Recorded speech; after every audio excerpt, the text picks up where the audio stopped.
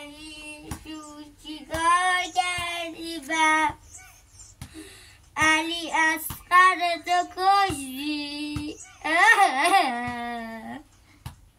مهدی جان یه روزی تو بیار بکشش علی اصغر صورت ماشو ندیدم مهدی جان بابا جان آقا تو کی میای آمده هست کربلا دا هی از کربلا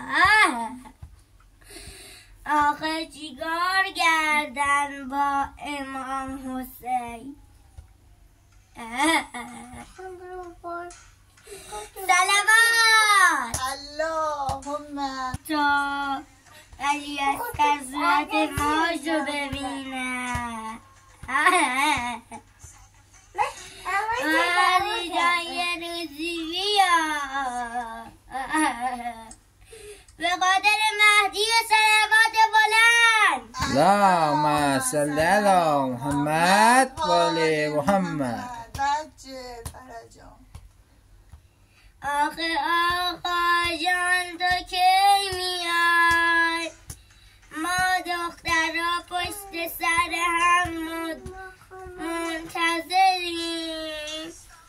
مهدی جان بیا دیگه علی اصغر رو کشتن ما چیکار کنیم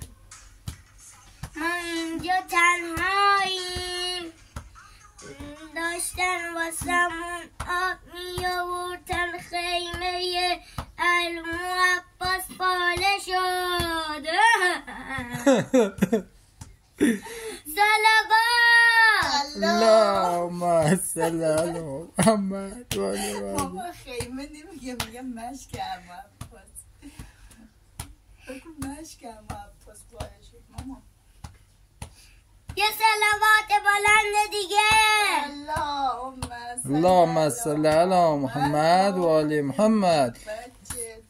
آخه کشتنت ما چطوری آب بخوریم تشنه لبی